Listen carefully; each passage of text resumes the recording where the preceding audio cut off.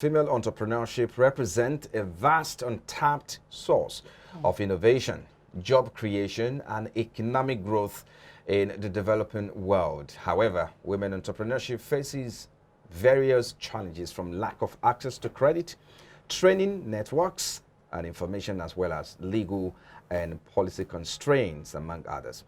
According to Global Entrepreneurship Monitor, Nigeria has the highest number of women entrepreneurs in the world. There are over 41 million small and medium enterprises, and women constitute about 40% of this number. Undoubtedly, there is a high level of women's participation in entrepreneurship. So let's take a closer look at the opportunities and the new grounds women can leverage on, or they are breaking, if you prefer to use that. So, Oluwakemi Shoyinka Abo is an economist and creative director, Kelly Zola, Nigerian Enterprise, and Kelly Zola Fashion. She joins me now. Thank you for joining us. Thank you for having me.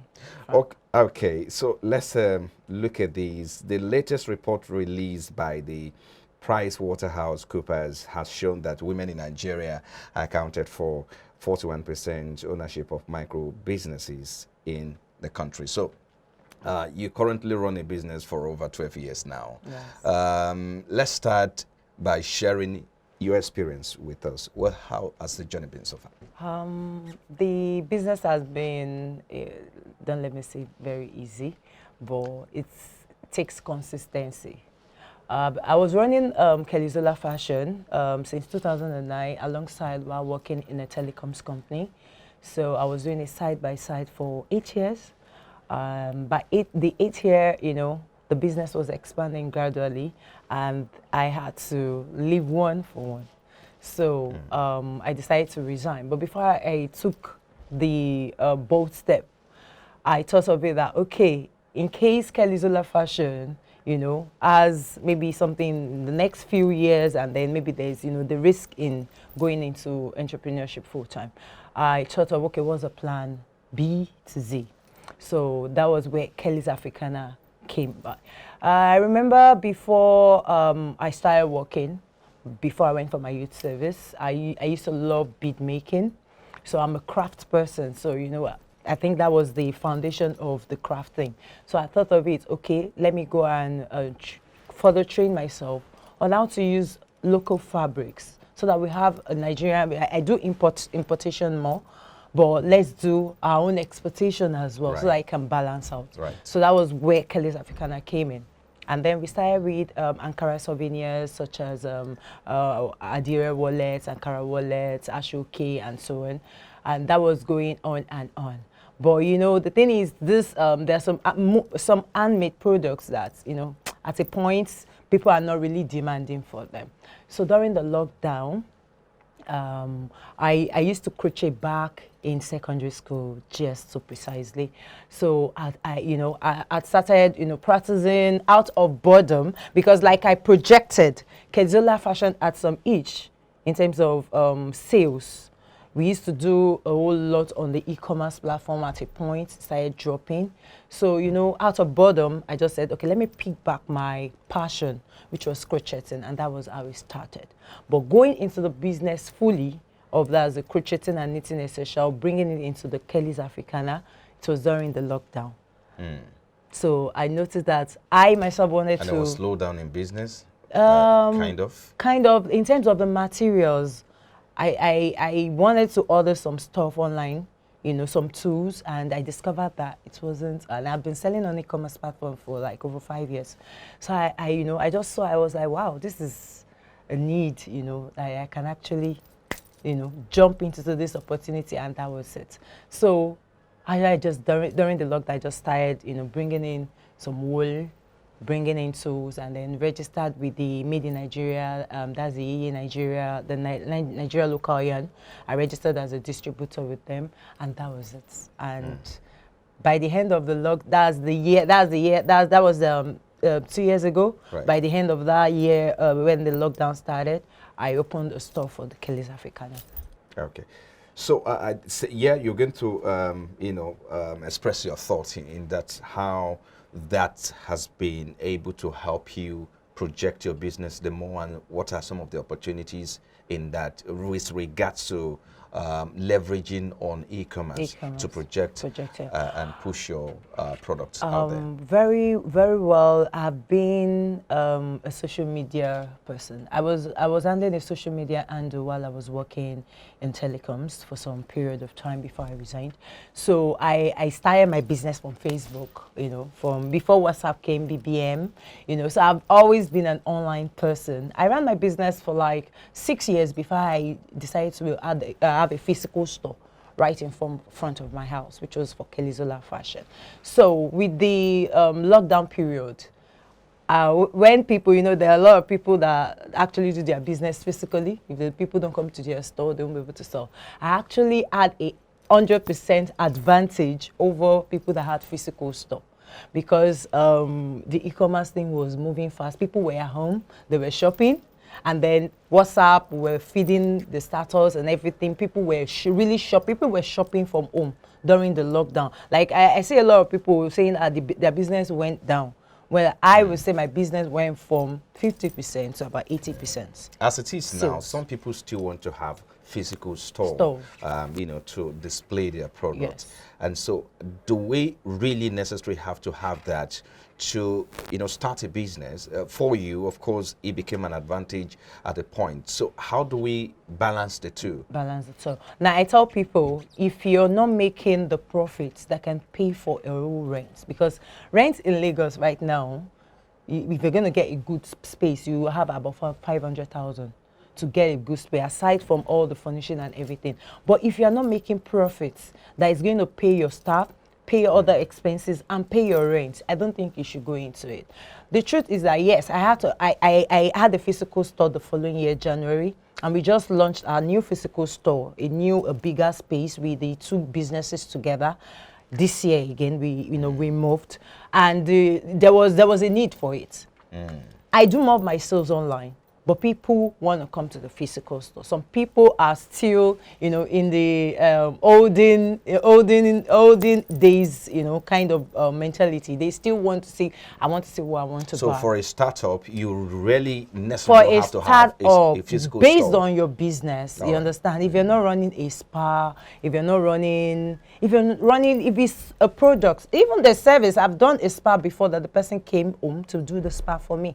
She doesn't have a physical store. She's a mobile person. So if there's no need for you, if it's not a supermarket, they need to come and buy something. I really don't think that it's advisable for you to have a physical store.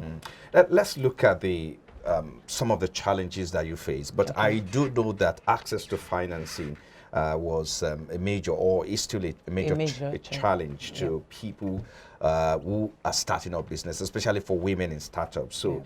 What was your experience like in raising funds, trying to have access finance to fund your business, and in terms of expansion? So how were you able to, you know, navigate this journey? Okay, for me, I have the self-discipline. I'm not a loan person. It's not like I don't encourage people to take loan, but if you can pay back the loan, why not? For me, I started since 2009 saving. You know what we call ajo?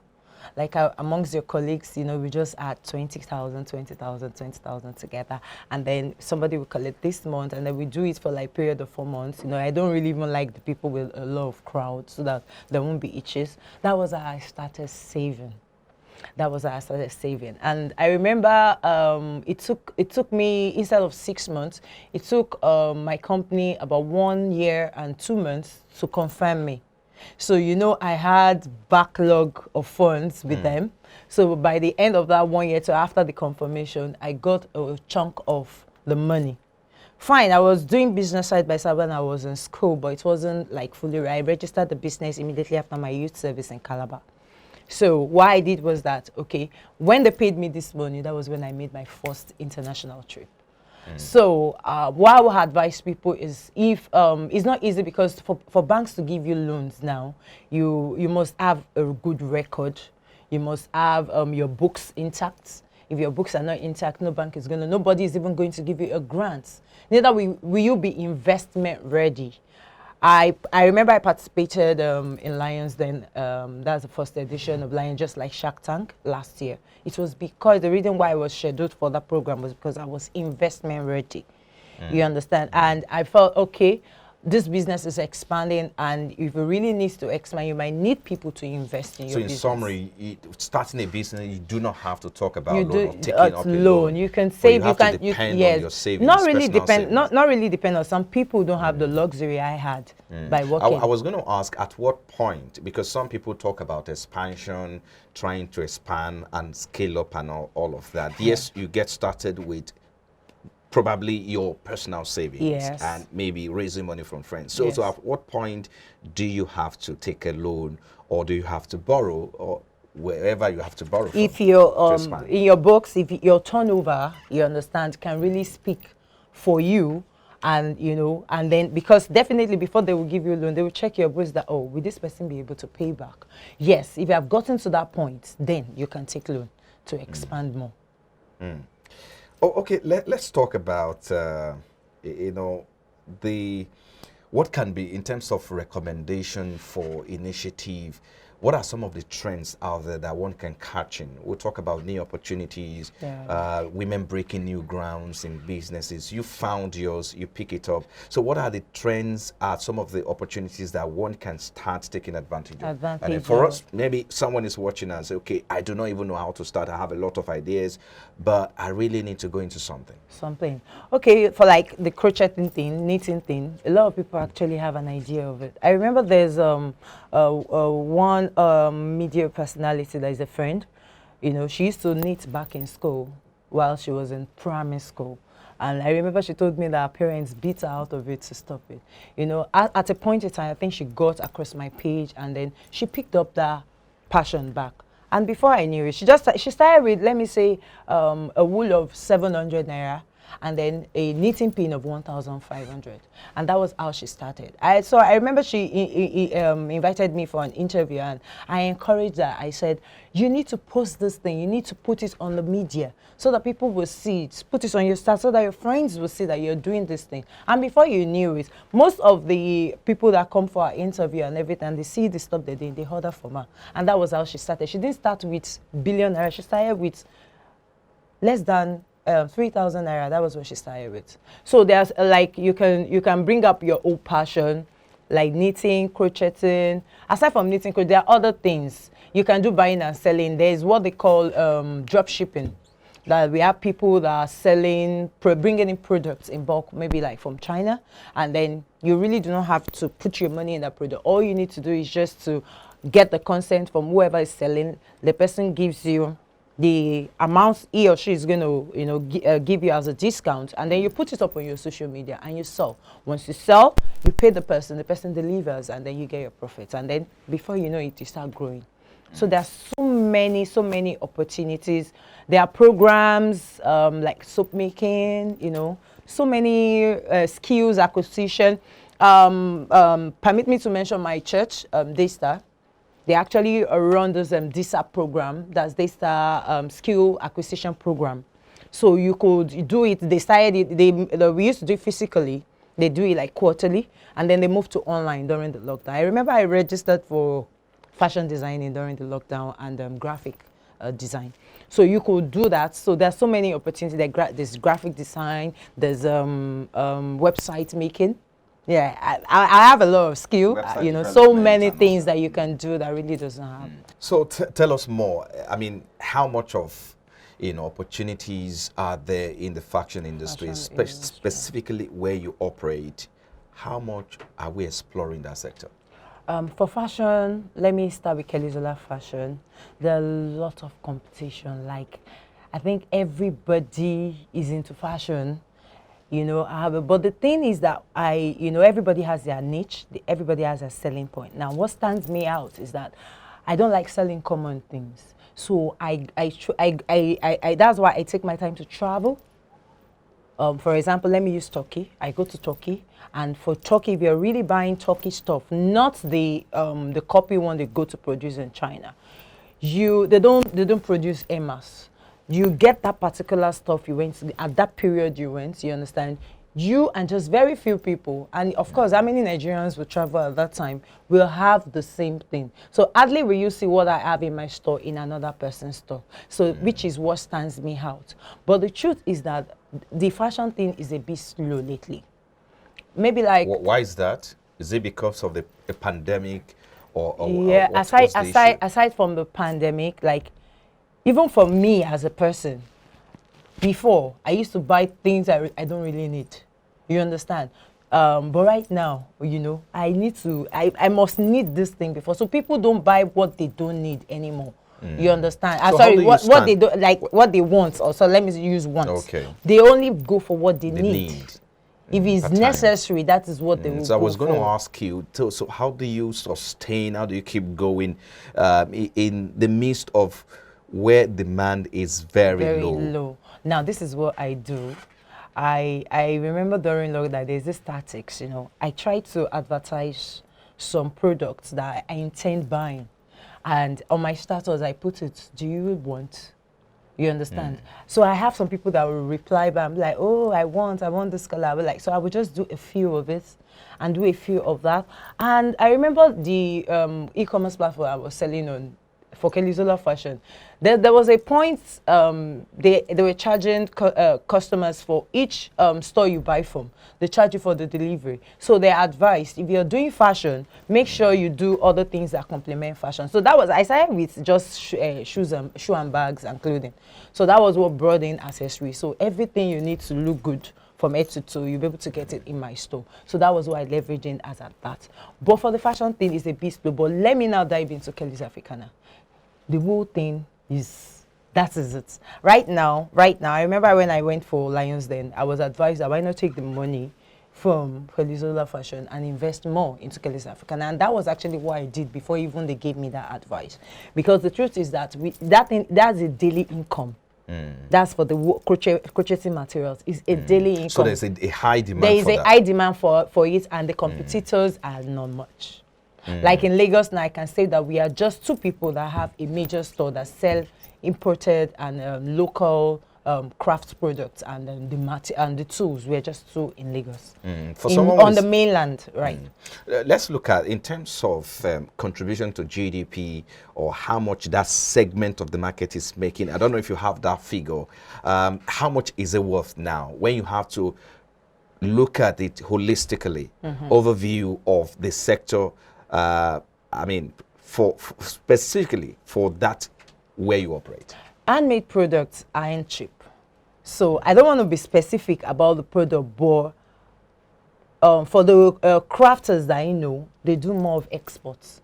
So they actually make money in dollars, in pounds, you understand, which in return will actually help our economy. So in essence, you're saying that the competition is not that very tough. So yeah. going into it will be easy. For someone watching now, so wrap up now, perhaps want to go into that particular segment of the market, what would be your advice? How does the person, get started, and how does he get going? Especially in a very, especially in this situation, the current reality that we are in today. The truth is that it's not just about getting into it. You must be well skilled. Like I'm a professional crocheter. I have experience in machine knitting, both here and in the UK.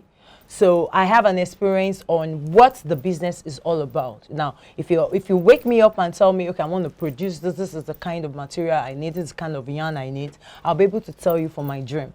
So you have to have a passion for it if you're going to dive into the business. It's not just something you can just dive into, but it's a very good start, and you could, learn, you could train. We also train people. You could train and then learn from those that have been in the business, you understand, before you can say you want to kick into it. But it's a very good business, because with my research, I know that there are lots and lots of crocheters and knitters in Nigeria.